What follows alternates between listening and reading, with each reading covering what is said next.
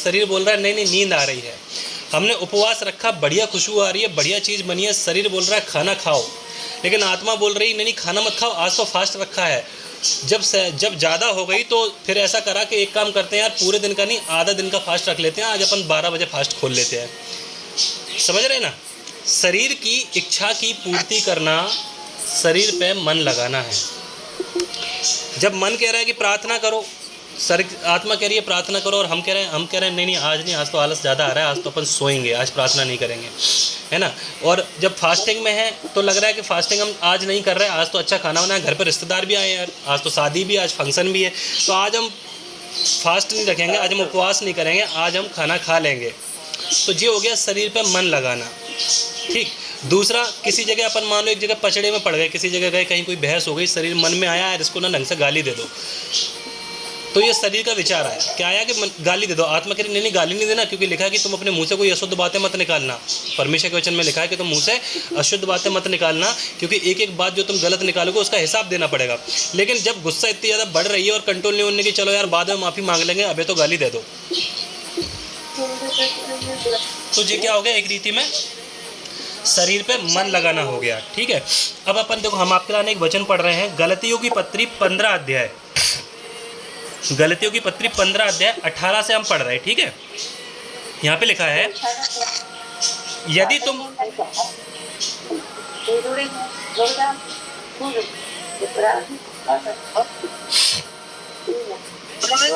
Mummy mic बंद कर लो।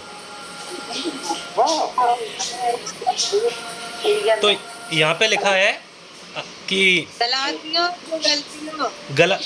गलातियों, हाँ वही गलतियों, बाको सही है, गलातियों है भाई, पढ़ो ऊपर गलातियों लिखी है, गलतियाँ नहीं लिखी, गलातियाँ लिखा है। गलातिया एक शहर था, गलती नहीं, गलातिया।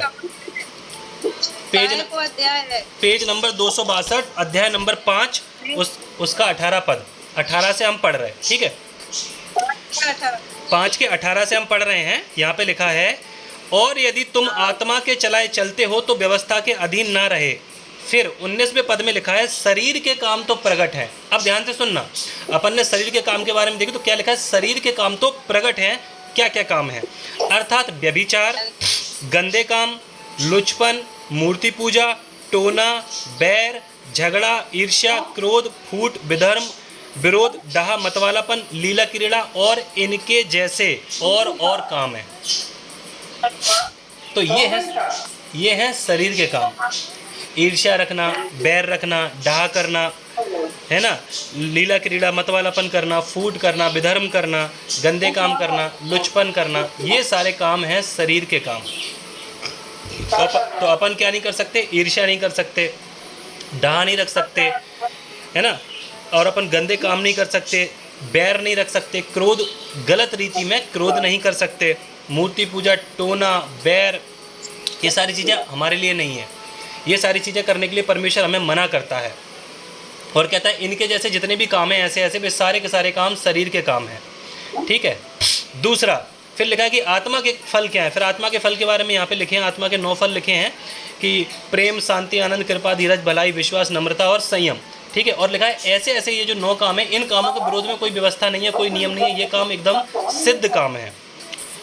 ठीक है। तो ये तो होगा शरीर के काम और आत्मा के काम। इसलिए लिखा है कि जो आत्मा के चलाए चलेगा वही मेरा जन है, जिसमें मेरा आत्मा है वही मेरा जन है, जिसमें मेरा आत्मा नहीं वो मेरा जन नहीं।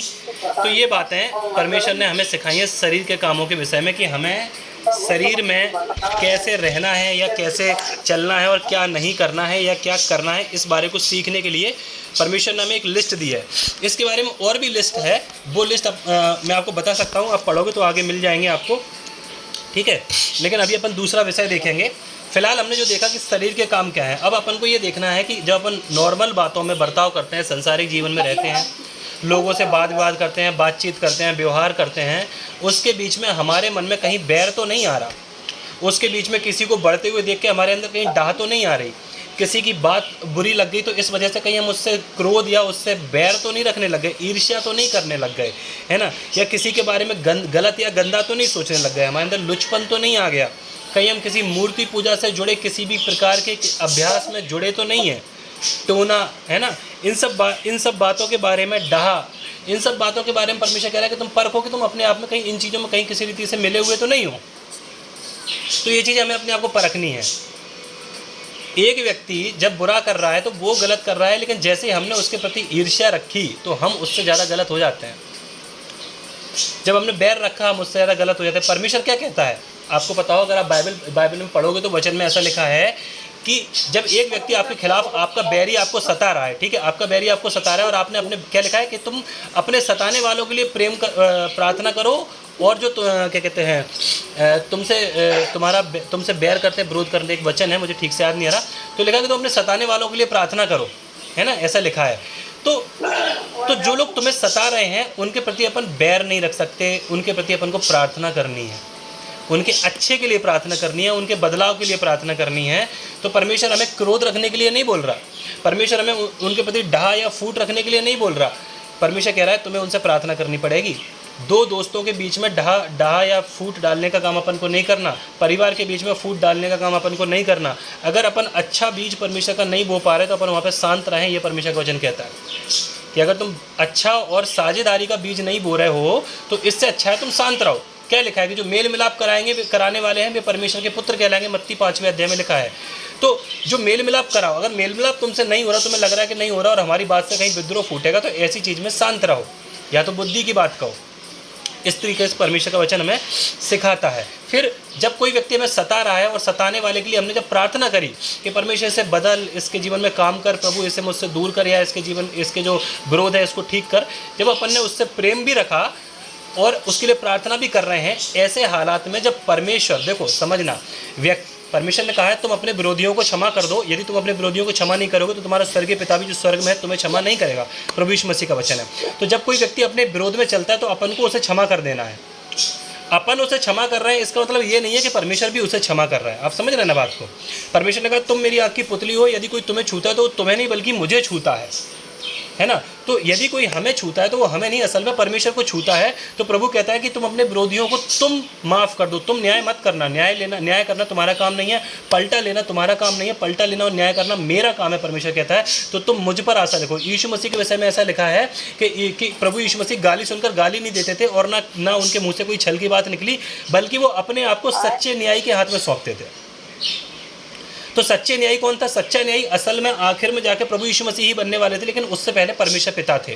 ठीक है, तो प्रभु यीशु मसीह भी अपने आप को जब इस दुनिया में थे अपने परमेश्वर पिता के हाथ में सौंपते थे कि उस समय काल के लिए जब वो शारीरिक रूप में इस पृथ्वी पे थे कि कोई जब उन्हें सता रहा है तो वो उसके ऊपर थप्पड़ के बदले थप्पड़ नहीं मार रहे, गाली के बदले गाली नहीं दे रहे। तो जब कोई हमारे विरोध में चल रहा है तो हमें शरीर के काम में ना आकर आत्मा के अधीन हो जाना है और उसे ब्लेस करना है, उसे आशीष देनी है। जब वो हमारे विरोध में है तो हमें उसे आशीष देनी है। हाँ, लिखा है सताने वालों को आशीष दो, है ना, सताने वालों के लिए प्रार्थना करो। तो उन्हें हमें आशीष देनी है और उनके लिए प्रार्थना करनी है। ठीक है, अब होता क्या है कि जब एक व्यक्ति ने हमें सताया, एक व्यक्ति हमें परेशान कर रहा है, हम उसके लिए प्रार्थना कर रहे हैं। अब हम उसके लिए प्रार्थना कर रहे हैं, हमने उसे माफ़ भी कर दिया, लेकिन परमेश्वर ने उसे माफ़ नहीं किया। अब हमारी ओर से जब परमेश्वर उससे लड़ेगा या परमेश्वर उसके विरोध में रहेगा तो स्वाभाविक सी बात है कि उसके जीवन में हानि होगी। सही है, उसके जीवन में हानि होगी। लेकिन लिखा है कि जब तुम अपने दुश्मन के जीवन में हानि और उसको कष्ट में पड़ा हुआ देखो तो खुश नहीं होना। देखो परमेश्वर की शिक्षा कितनी कठिन और कितनी सरल है। प्रभु एक तरफ कह रहा है कि जो तुम्हें सता रहे हैं उनके लिए प्रार्थना करो, उनसे प्रेम करो, उन्हें आशीष दो।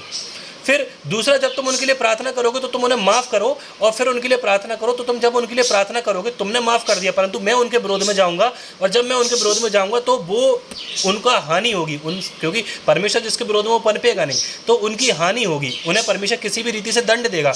लेकिन जब तुम उसे दंड में देखो और उसे पड़ा हुआ देखो, गिरते हुए देखो, दुख में देखो, तो तुम खुश नहीं होना। लिखा है तुम खुश नहीं होना। समझ रहे ना, ये है आत्मा का काम। हमें खुश होने का अधिकार नहीं है, कोई भी हो, चाहे वो हमारा विरोधी भी हो, यदि वो भी दुख में है तो हमें उसकी सुधि लेना है। लिखा है कि यदि तेरा बैरी भूखा है तो उसे रोटी दे, यदि तेरा बैरी प्यासा है तो उसे पानी दे। लिखा है इस प्रकार से तुम उसके सिर पर अंगारों का एक वो बनाओगे, क्या कहते हैं, झुंड, वो बोलते हैं ना, ऐसा ढेर